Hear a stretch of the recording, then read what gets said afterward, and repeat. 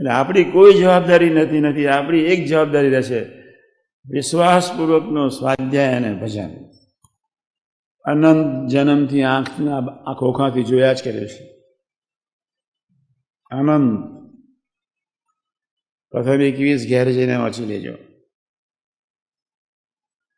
અનંત કાળથી વિષયો ભોગવ્યા, આંખથી ભોગવ્યા, કાનથી ભોગવ્યા, જીભથી ભોગવ્યા, નાકથી ભોગવ્યા, 10 ઇન્દ્રિયોથી ભોગવ્યા, એનો અંત નથી આવ્યો. આવશે બી નહીં. ના, મહારાજે ના પાડતી હતી. ગુણાદાન છે કે વિષયના ખાડા કોઈના પૂરાયા નથી ને પૂરાશે નહીં. ભગવાન સ્વામિનારાયણ વતનાથમાં એક યા બીજી રીતે એટલું બધું કહી દીધું.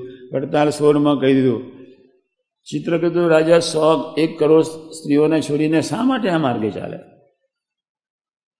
ખોખામાં કાંઈ છે જ નહીં. ભગવાન સ્વામિનારાયણે પંચાળા 4માં એક અદભુત વાત કરી દીધી.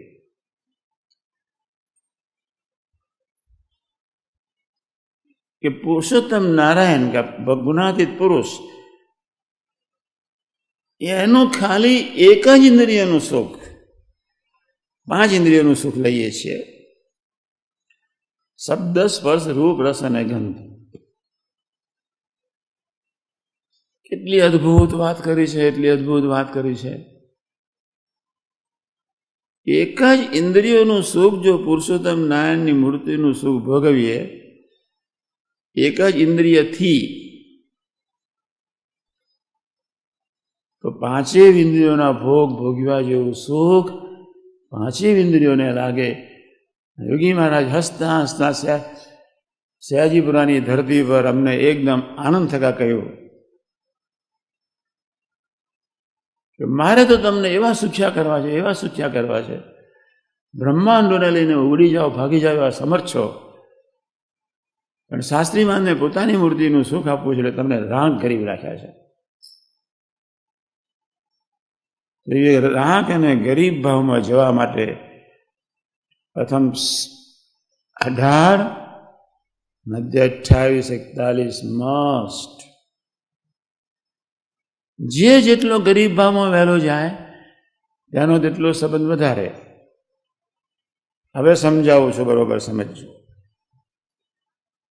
કોઈ પણ શાસ્ત્રમાં નથી લખી એવી એક ભગવાન સ્વામિનારાયણે આમાં વાત લખી છે. બધા શાસ્ત્રો, બધા યુગ પુરુષે મનને દોષિત ઠેરવ્યું છે. મન બુદ્ધિ છીએ તો અમને દોષિત ઠેરવ્યું છે. કોઈ પણ શાસ્ત્ર, સાંગ શાસ્ત્રમાં જો એમાં બી મનને દોષિત ઠેરવ્યું છે. કોઈ પણ સદગુરુ પાસે બેસો, મન જ આવું છે. ભગવાન સ્વામિનારાયણ એક અને અદ્વિતીય પુરુષ એટલું જ બોલ્યા, મનનો કોઈ ઝાઝો વાંક નથી. મન તો મહિમામાં જઈને થોડી મસ્તીથી પોતાની રીતે વર્તી જાય એટલો જ વાંક છે. જ્યારે મહિમાનો સાક્ષાત મહિમામાં જ્યારે જાય ને ત્યારે इसमें क्या, एकादशी ने दिन तो 2 टाइम फरार खाना चाहिए, इसमें क्या, प्रभु तो मिला है. અલ્યા બસ મનનો વાંક આટલો છે. ભગવાનને સંત મળ્યા, હવે શું? હવે બહુ ઉપવાસો કર્યા પછી તો ભગવાનને સંત મળ્યા છે.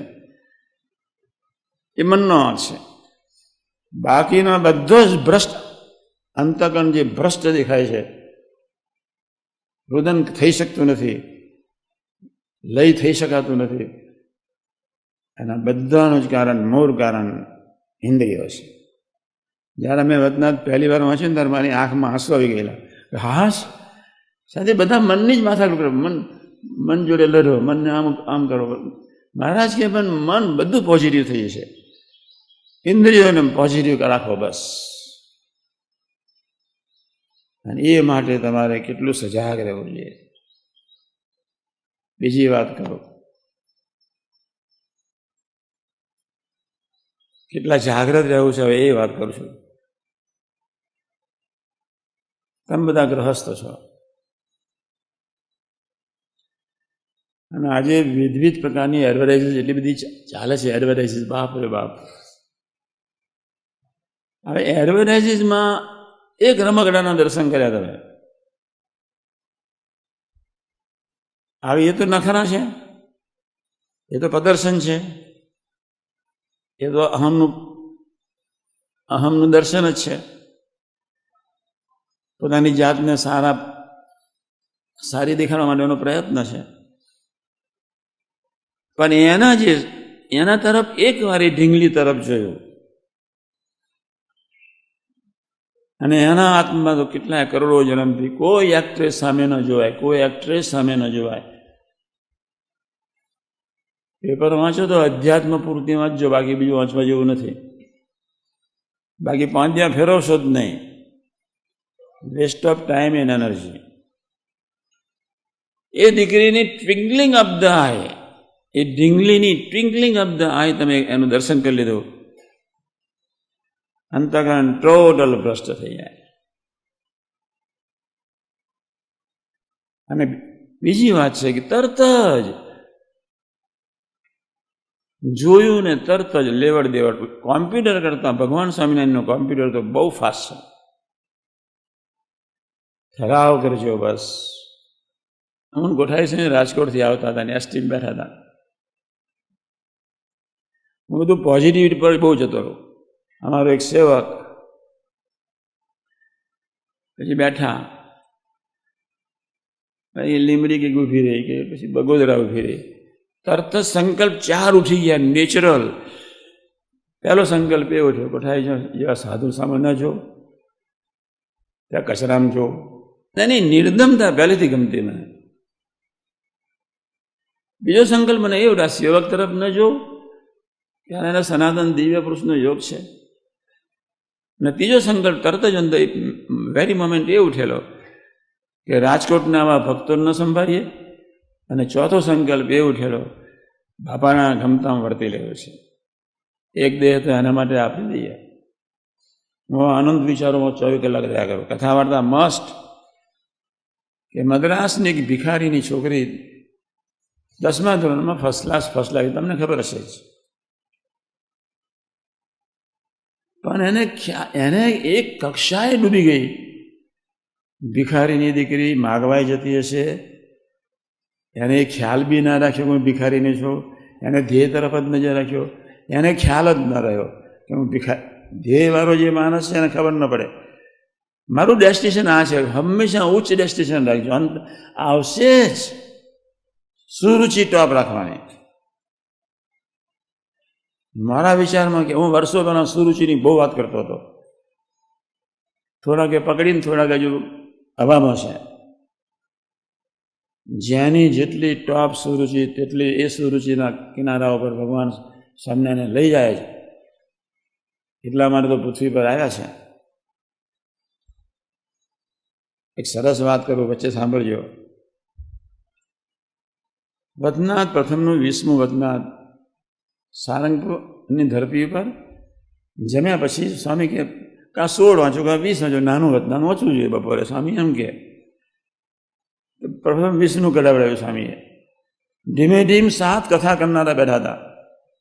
હું આવું બધું બહુ યાદ રાખું, તમને બીજું બધું બહુ યાદ રહે. તમને તમારા મન બુદ્ધિમાં વિશ્વાસ, મને યોગી મહારાજમાં વિશ્વાસ. પ્રથમ 20 વાંચી લેજો ઘેર છે. એમને બપોરે 4 ઇલકામ આપી દીધા છે. નીચમાં નીચ, અજ્ઞાનીમાં અજ્ઞાની. એટલે પછી 7 કૃપાપાત્ર.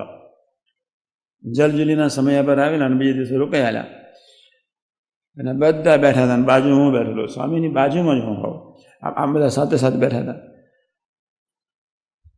એક હરિભગત કે સ્વામીજી આ વાત ના તો ક્યારે સિદ્ધ થાય? તમે વાંચશો એટલે પહેલું તમને સમજણ જ નહીં પડવાની વતનાથની.